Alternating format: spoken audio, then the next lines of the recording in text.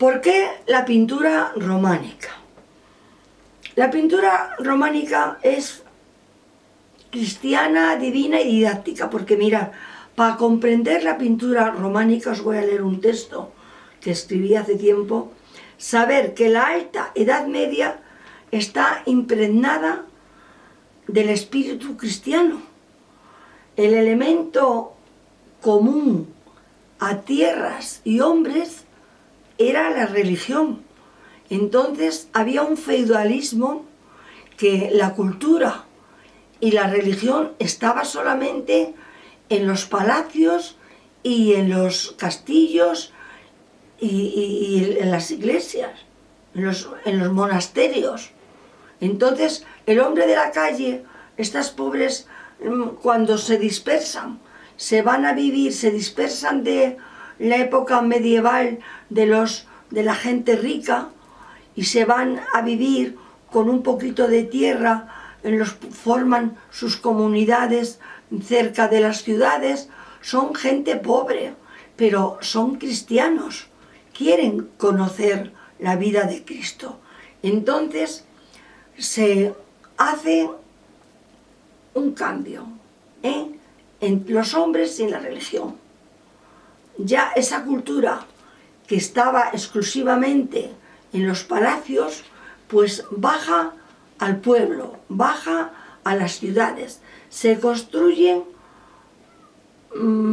iglesias justamente para pintar en ellas murales que educaran en la fe a las personas que no habían tenido oportunidad ni de leer libros ni de que les enseñaran la vida de Cristo.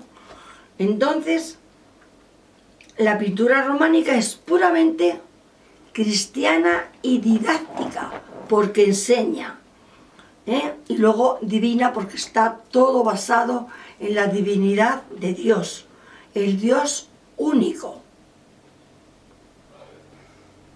Y entonces, todo lo que es humano, todo el mundo creía en Dios. Allí la gente no se peleaba. No había habido más que después, cuando ya empiezan a meterse la gente rica y vienen los egipcios y hay ya discusiones, guerras y problemas ya en la época románica. Pero el arte románico pues es un arte, ya os lo dije, cristiano.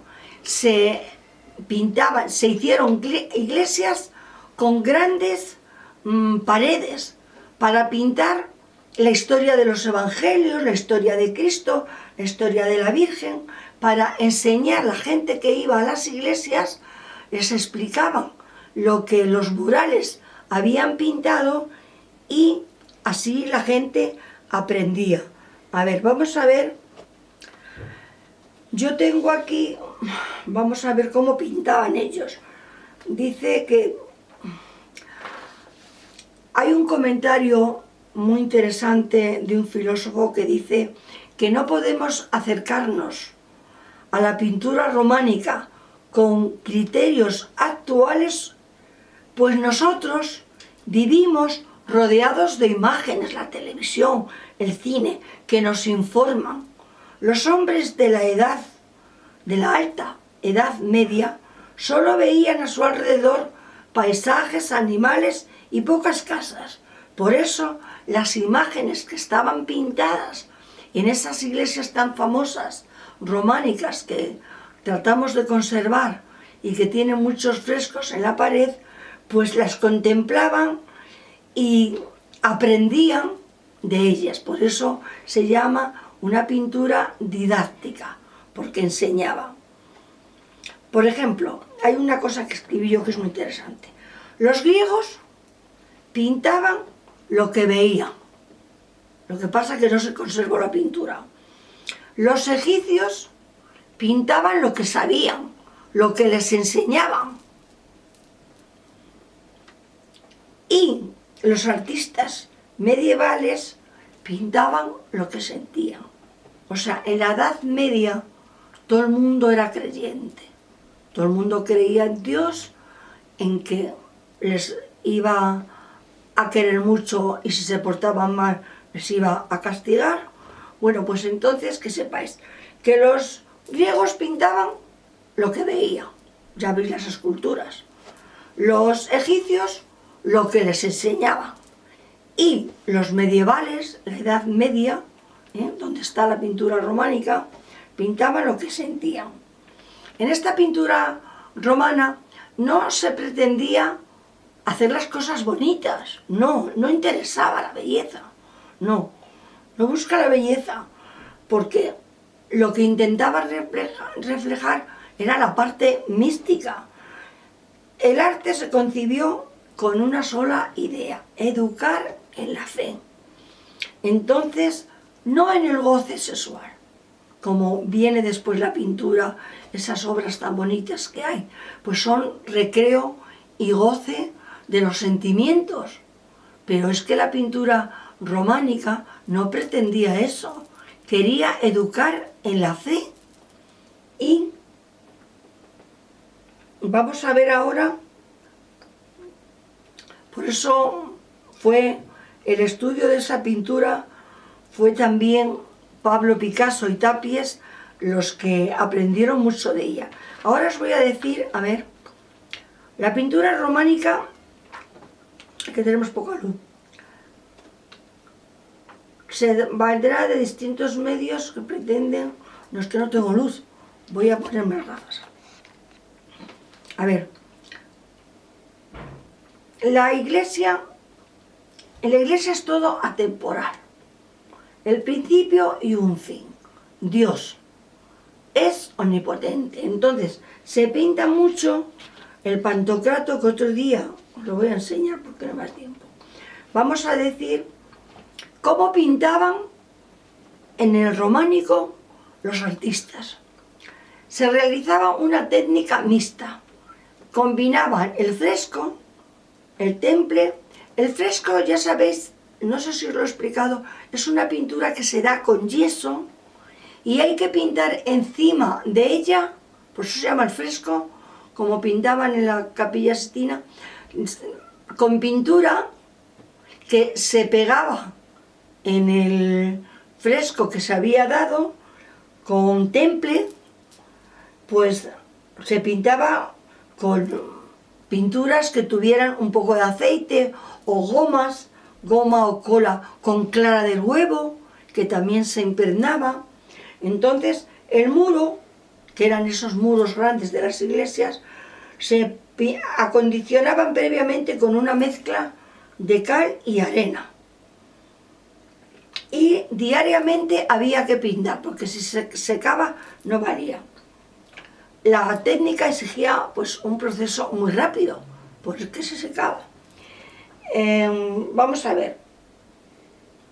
En un fondo claro se dibujaba, los dibujos se daban con líneas oscuras en negro y rojo, para marcar el dibujo. A ver si encuentro yo. El color era extraído de tierras naturales, cinabrio, abayalde, que es el blanco. La paleta románica es brillante y atrae la vista del espectador porque los colores son muy brillantes, abunda mucho el amarillo. La luz se emplea, vamos a ver, no para hacer efectos de volumen, que no se tenía en cuenta. Se hacía un pliegue, pero no se le ponía luz porque no se tenía en cuenta. La figura más destacable es el Pantocrator. Bueno, el paleocristiano es la pintura más lejana o más primitiva de la época cristiana, pero luego viene cuando ya los cristianos tienen libertad para sus creencias por el éxito de Constantino y Santa Elena, pues nace la pintura que es el arte bizantino, porque Roma se traslada a Bizancio, que es Constantinopla y tal. Entonces se hace otra pintura, también antigua, con un dominio total y absoluto de los que mandaban en la iglesia. Y se tenía que hacer, pues, por ejemplo, Cristo en majestad. Esto es un Pantocrátor, o Cristo en majestad. Otras veces se pinta solo el Cristo. Este lleva los evangelistas. Aquí está San Lucas, del románico, que estamos hablando de que la cultura había salido ya de los monasterios y entraba en el pueblo. Entonces, otra manifestación de la época del paleocristiano, pues es esta que hemos dicho, el arte bizantino, y esta que os he hablado del arte románico, que cómo se empiezan a hacer iglesias con grandes paneles porque lo pintan al fresco, que es darle una capa de yeso con una cola y después pintar con las pinturas encima trozos pequeños, porque cuando se secan hay que volverlo a revocar y hacerlo en húmedo. Pero en la pintura románica hay cosas muy interesantes, porque la gente ya pinta lo que ve, ya no solamente es... había un teocentrismo, la figura de Cristo en majestad y Cristo premiador y castigador. No se tenía en cuenta nada más que había que portarse bien, incluso cuando había guerras, cuando llegaba en el año 1000 pensaban que iba a acabarse el mundo y la gente vivía atemorizada. Pero pintaban cosas muy interesantes. Mirad, en la pintura románica ya no es como en la bizantina.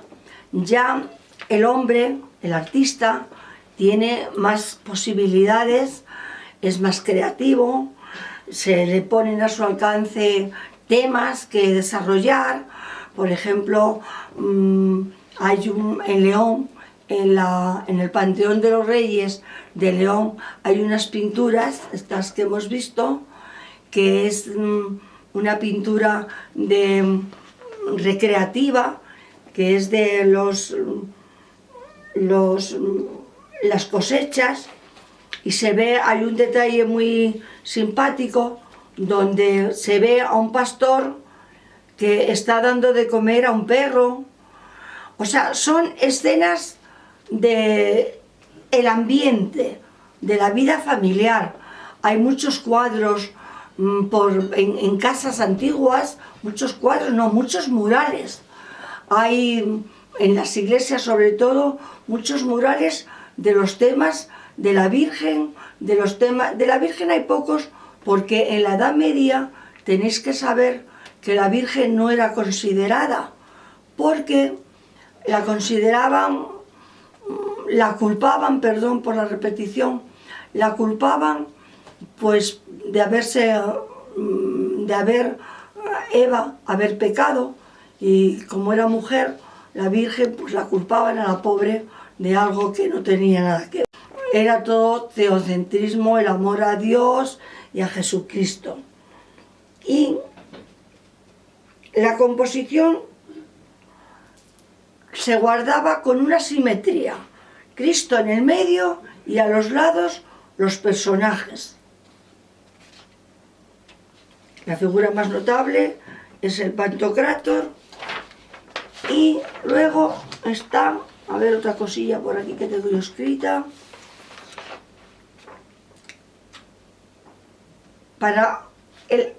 Vamos a ver, esto es muy interesante.